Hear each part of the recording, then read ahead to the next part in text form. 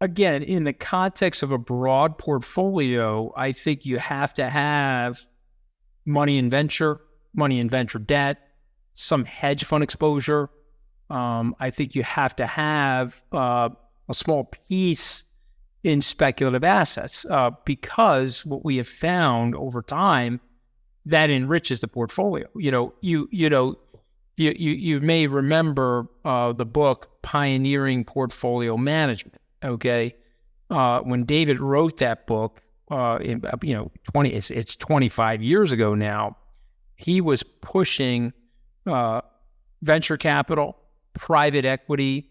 He was pushing, and of course, this was David Swenson, the CIO from Yale, who's no longer with us. But he had this brilliant thought that longer-term duration, longer-term assets would yield higher results, create more alpha. And so I tell people that are wealthy, or even people that are aspiring to be wealthy, have some stocks, have some bonds, more stocks and bonds, frankly, because you want to be on the growth side of things. But then own some of these other assets. Have a toehold in your fund or my fund, because you want some of the brightest minds in the world, which you're going to get in the world of private equity or venture debt financing, or hedge fund management. You're going to get some of the brightest minds in the world, and you'll be able to avail yourself to those, Nobody wants to do an IPO in a down round, right? So how do you fill that gap? Because there's capital needs, and that's where venture debt, I think, is an amazing new opportunity. So you've got these businessmen that need more capital, and all of their capital has been raised on the capital side, and virtually none of it on the debt side. So you have the ability to raise venture debt. Who is the biggest player in that? Oddly enough, it was Silicon Valley Bank. Remove them from that picture, and that opens this huge gap of need for these venture capital companies to find other sources of venture debt, which I think is extremely important. You can't get your original investors to do a down round. Let's put some debt on the balance sheet to continue operations until valuations start going up. You're more successful in running your company, and you have access to other capital.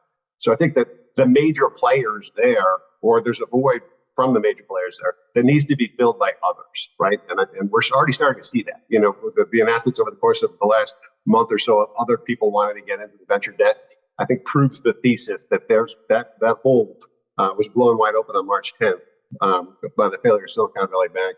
An exciting new opportunity, and it avoids that down round that none of these guys are willing to do at this juncture. And so venture debt from a founder perspective creates that runway that allows a bridge, a little bit more time to be able to, continue their business. And again, this is for, already successful businesses who've had venture, capital and equity raised. And so these aren't sort of fly-by-night companies. These are actually some of the best sort of startups and technology, as you know, Zach, very well. And so I've always felt that venture debt would and will, be kind of coming into its own, so to speak, in the coming months and years because of the risk characteristics and the return, profile that it brings.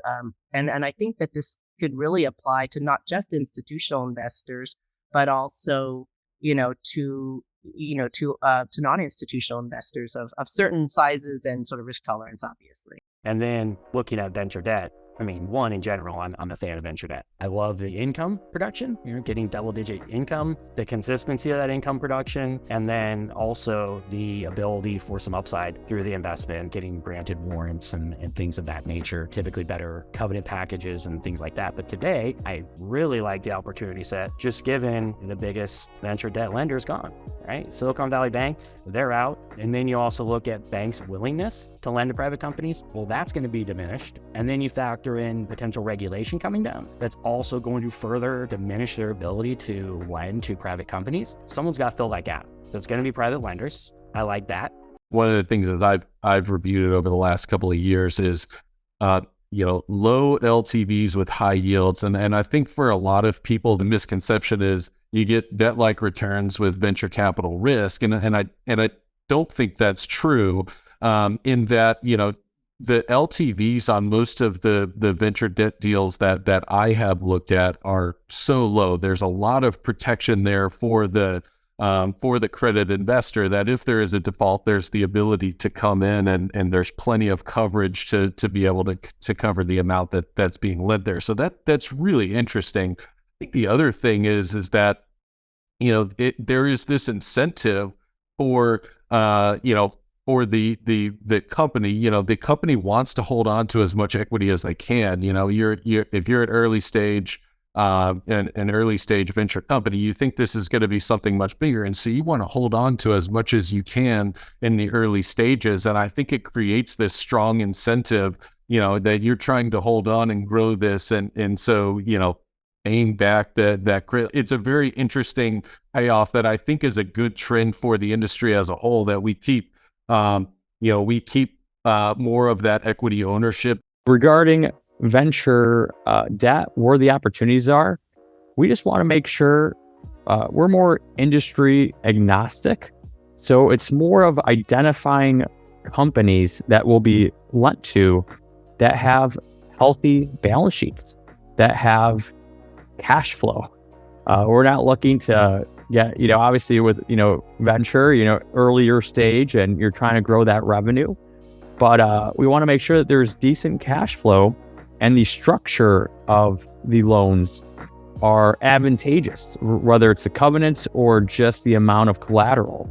So really, at this time, we're really looking at structure versus specific segments of the market, sectors or what have you. I'd love to hear your thoughts on why venture debt has an interesting opportunity set and very attractive outlook potentially. Yeah, certainly. So again, part of it goes back to the demand side.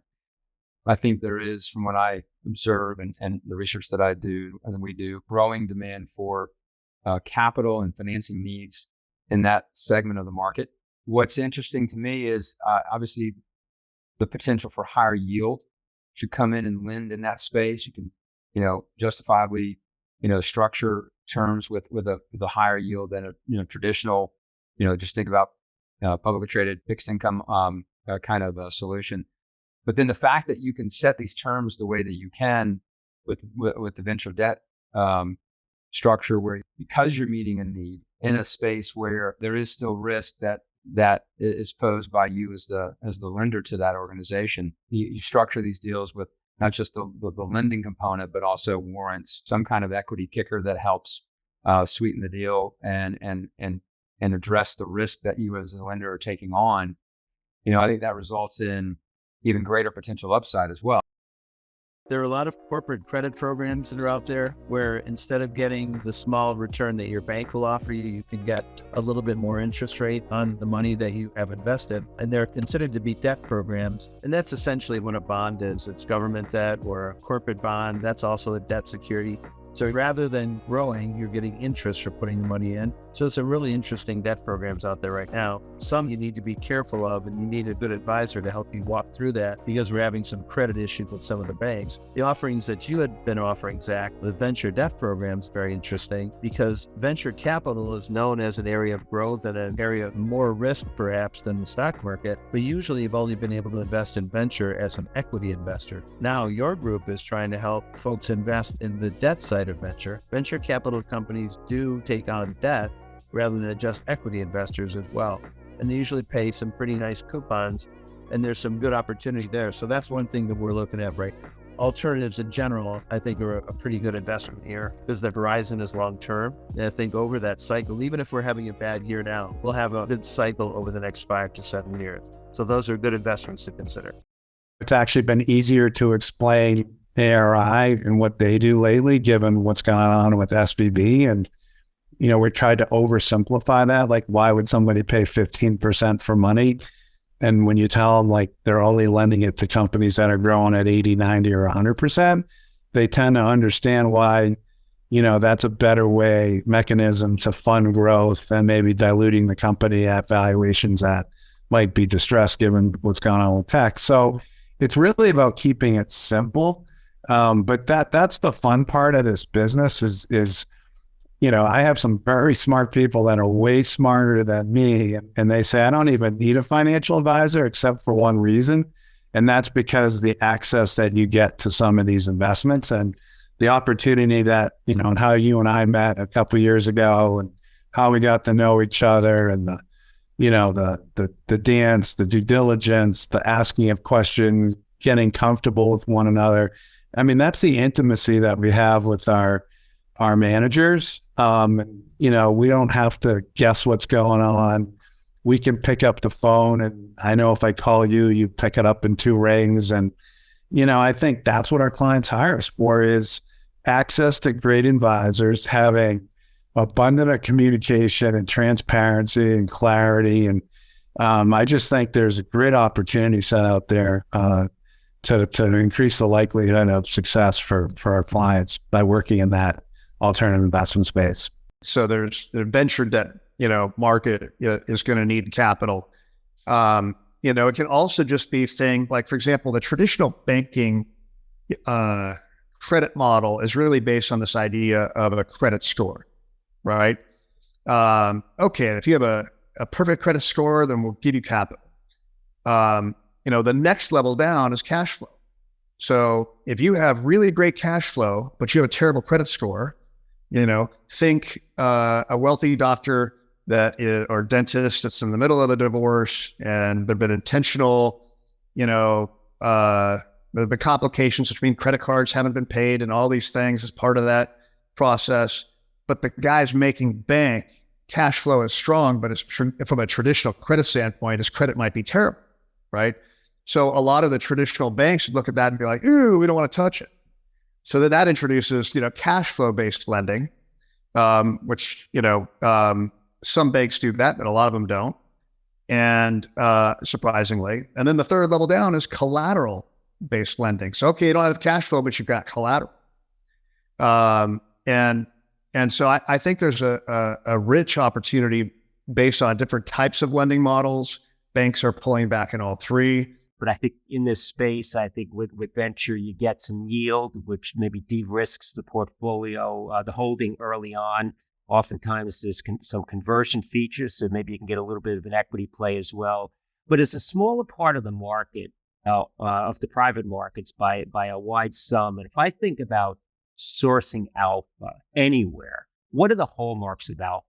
Rate inefficiency and smaller size. That you want to be fishing in a nice little pond with nobody else around versus having these big haulers with nets next to you. And I think that describes the buyout space. It describes maybe the public equity space where everybody's chasing the same idea and stuff is being bid up, and how are you going to end up there? So I suspect that you probably, in some of the deals you're doing, don't have a lot of competition, and you could take a closer look at this company and be a little bit more thoughtful, and maybe have a bigger say in terms of covenants and protections. And I think these all yield better outcomes to the end investor. And I think also feed this innovation pipe. If we get that turned off, and I know there's been fundraising challenges across the private market spectrum coming out of last year, but we cannot afford at this stage to shut the innovation pipe off. And I think to the extent that you could find opportunities, they're there with the right